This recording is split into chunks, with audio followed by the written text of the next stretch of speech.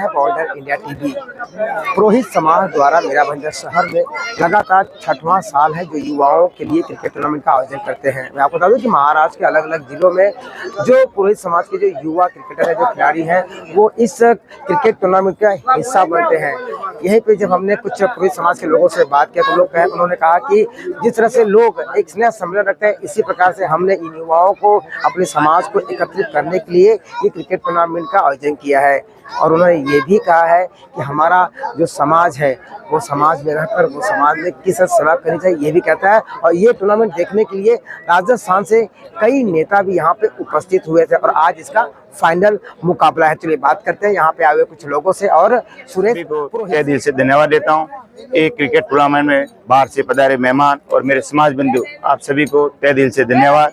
और हम ये प्रोग्राम हमेशा छोटा मोटा कराते रहते हैं और सभी युवा कंधे से कंधा मिलाकर मेरा हमेशा खड़े रहते, मेरे साथ रहते। उन्होंने कहा कि मनपा में आपको पहुंचाना है किसी भी कीमत पे, क्या कहेंगे आप? देखो, मनपा की तो मैं बात नहीं कर सकता हूँ, ये तो एक टिकट की दावेदारी बोल रहे हैं हमारे सुनील जी भाई। क्योंकि ये देखो, मांगेंगे तो मिलेगा, नहीं मांगेगा तो कुछ मिलेगा नहीं।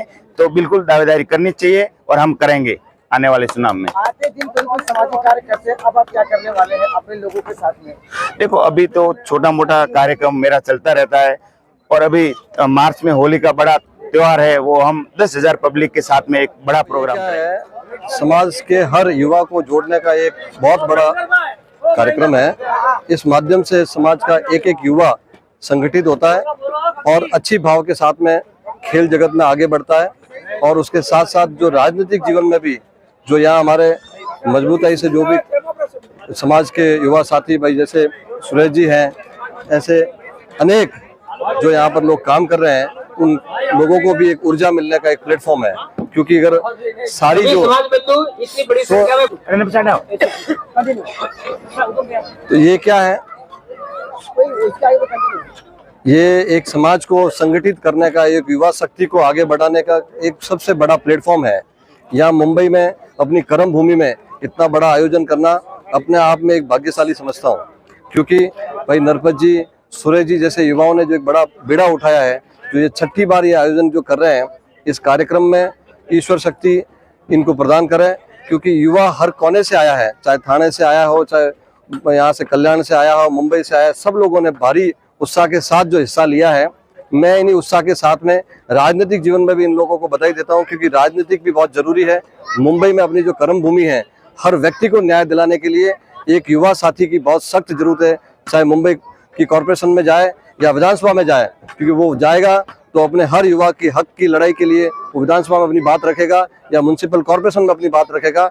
भाई सुरेश जी लंबे समय से मुंबई के इस भाईंदर में जो सेवा का कार्य कर रहे हैं, चाहे कोरोना का कार्यकाल हो और ऐसी अनेक दुविधाओं के टाइम में ये समय समय पर जाकर आगे जाकर जो अपने युवाओं को जो हक दिलाने का जो काम कर रहे हैं, इनको मैं पूरे तमाम समाज के जो युवा साथी हैं, जो बुजुर्ग गण हैं, उनको कहता हूं कि एकजुट होकर आने वाले म्युनिसिपल कॉर्पोरेशन चुनाव में इनके टिकट की बहुत लंबे मांग करनी चाहिए। चाहे लड़ाई अपने दिल्ली तक लड़नी पड़े, चाहे तमाम जो भारतीय जनता पार्टी के नेता हैं उनके पास जाके जो मजबूताई से बात रखनी पड़े, बात रख के भी इनको कॉर्पोरेशन में इनको भेजने का काम राजपुरोहित समाज और 36 कौम के लोग करेंगे।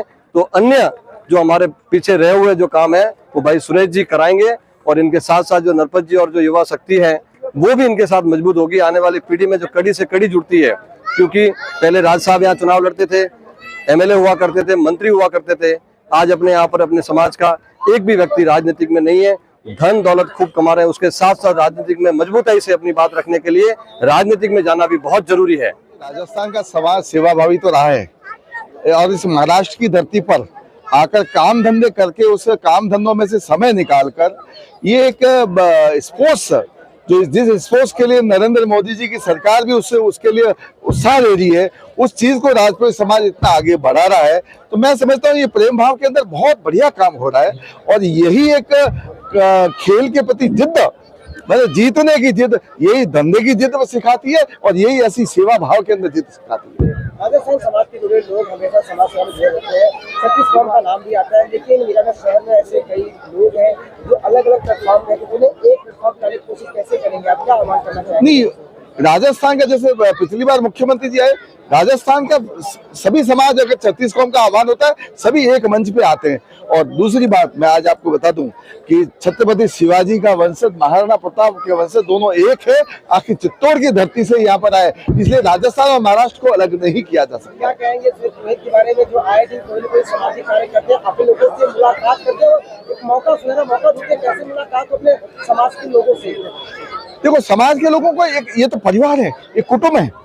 अब कुटुंब को अगर एक जगह इकट्ठा करना, ये अपना आप में एक प्रतिष्ठा। हमारे समाज, राजपूत समाज का शानदार टूर्नामेंट होता है हर साल, और ये 6ठा साल है, और ये शनि मिलन के रूप में होता है। इससे हमारे सारे बहुत बहुत अभिनंदन है कि आपने इतने बड़े आयोजन में अपना सहयोग दिखाया, बहुत अच्छा खेले। बात है कि ये प्रोग्राम के माध्यम से हम एक दूसरे से मिलते हैं और एक दूसरे से परिचय होता है, और हमारे आने वाले परिवारों के बहुत बहुत अभिनंदन होगा इसके माध्यम से।